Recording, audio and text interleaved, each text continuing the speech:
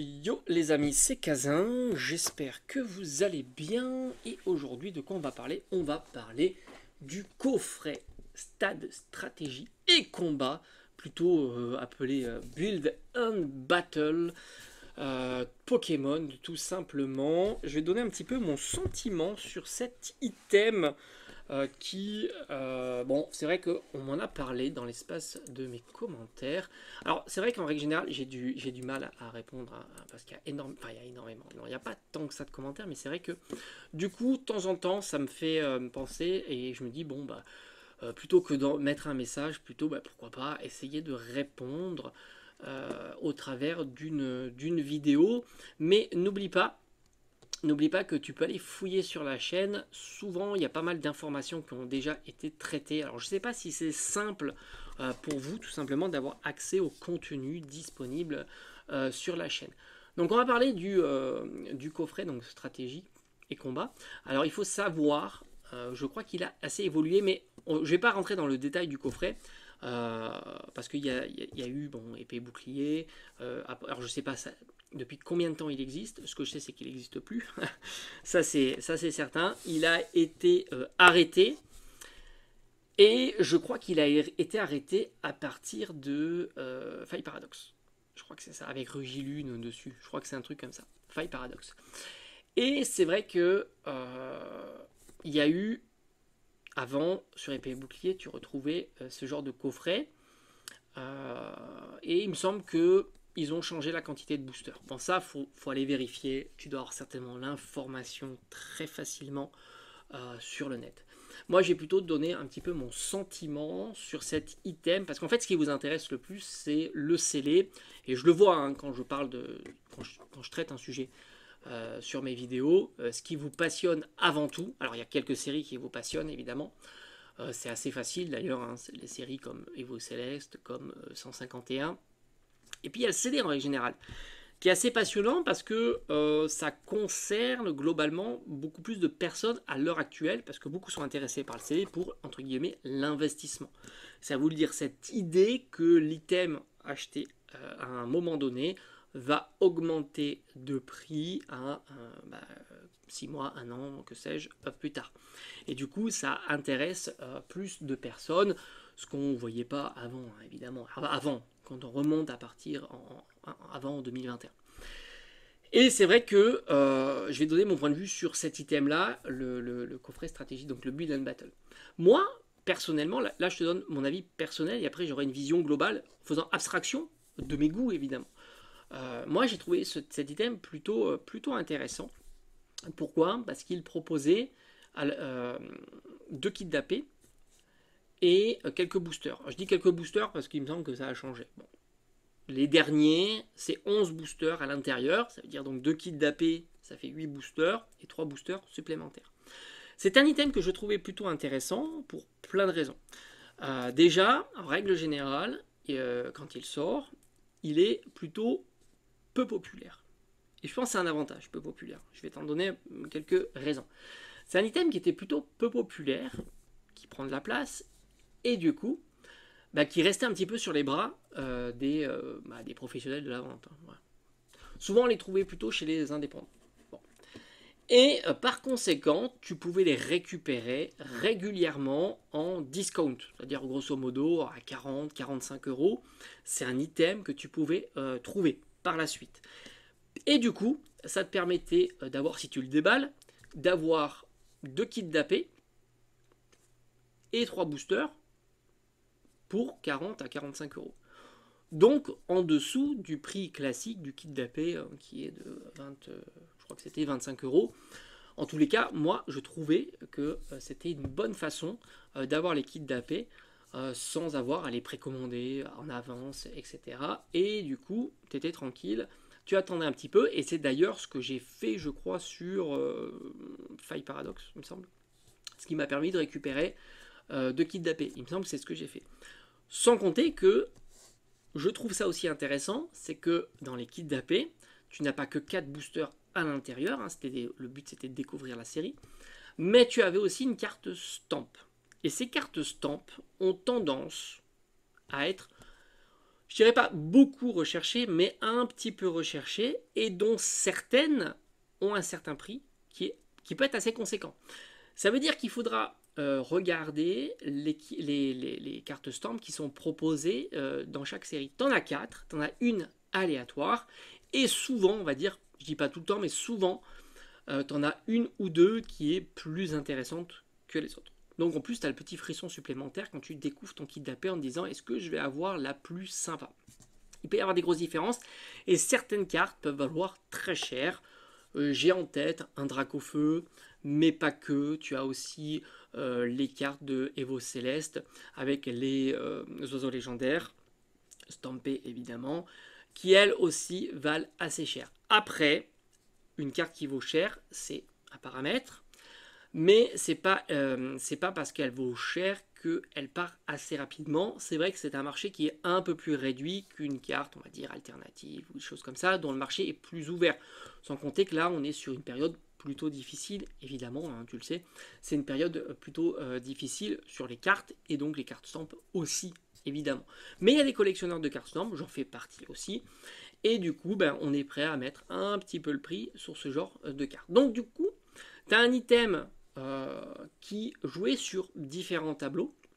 Les boosters, parce que bah, c'est comme une ETB, hein, globalement. À la base, c'était un petit peu plus cher qu'une ETB. Tu as un peu plus de boosters et tu as 2 cartes promotionnelles badgées. Et souvent, voire même beaucoup plus souvent, ces 2 cartes badgées valent plus cher, voire beaucoup plus cher que la promo disponible dans les ETB. Tu le vois d'ailleurs, les ETB récentes. D'ailleurs, les ETB classiques, t'as pas de promo hein, déjà. Et les ETB récentes, les cartes promo valent pas très cher. Parce que ça s'explique assez facilement. Il y a énormément d'ETB qui sont ouvertes.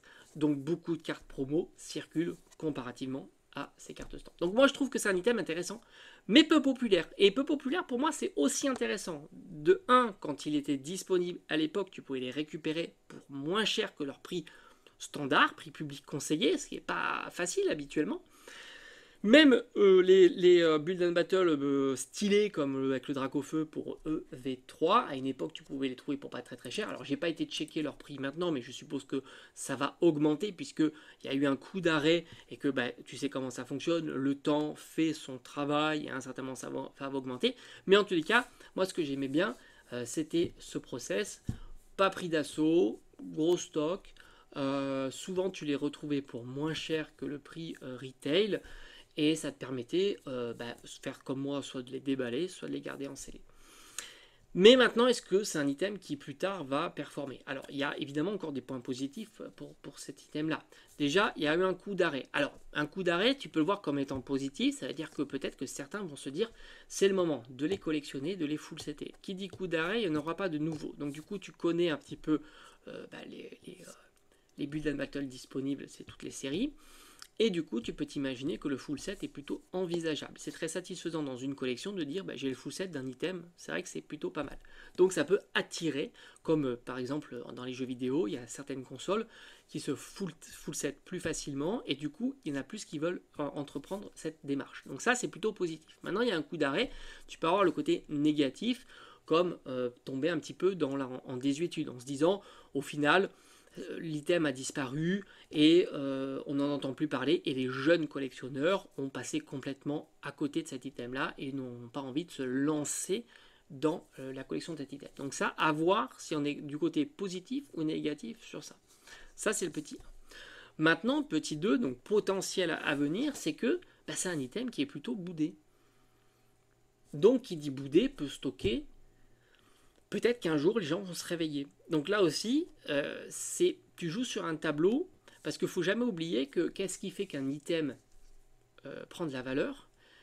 C'est évidemment sa rareté, mais encore plus l'envie de l'avoir. Donc disponibilité, donc moins stocké, moins disponible, et si les gens ont envie de l'avoir. Or, tu pars d'une base où, au final, il n'y a pas... C'est pas un item très populaire, donc ça c'est cool. Et c'est un item qui n'est pas spécialement stocké. Donc il est au plus bas de ça. Donc demain, si il monte en popularité, en stockage il ne montera pas parce que là c'est fini. Hein. Donc du coup, ça peut entraîner une certaine hausse. Donc pour moi, c'est un item intéressant. Surtout, alors maintenant, quel item tu vas aller? Bah, c'est toujours pareil. Tu vas aller regarder la série, tu vas aller regarder les protagonistes. Par exemple, tu prends le Tempête Argentée, qui est pas trop cher en ce moment. Peut-être 70, 80 euros, quelque chose comme ça. Tu as un magnifique Lugia dessus, donc ça c'est plutôt très bien. Donc tu vas regarder les protagonistes qui sont mis en avant, ça apporte évidemment plus. Tu vas regarder la série, est-ce que ce sont des belles séries? Un petit peu comme les ETB hein, ou les displays. Est-ce que ce sont des belles séries ou des pas belles séries? Là, évidemment, par exemple, Tempête Argentée, c'est une belle série. Hein, il y a le Lugia. C'est pas la série de Épée et Bouclier, mais c'est une belle série. On pourrait faire pareil pour Astre Radieux, hein, se poser la même question. Les protagonistes, est-ce que c'est une belle série? Et le troisième point, qui n'est pas des moindres, les cartes stampes. Tu vas aller regarder les 4 cartes stampes et tu vas regarder s'il y a un Pokémon qui se distingue. Un petit peu comme quand tu as un Dracofeu. Je vais t'en citer quelques exemples, tu dois les savoir. Est-ce que tu as un Dracofeu, les oiseaux légendaires, un Pikachu, que sais-je? Tu regardes si le Pokémon est populaire. Et par conséquent, quand tu as réuni tous ces paramètres-là, tu peux imaginer un build and battle qui va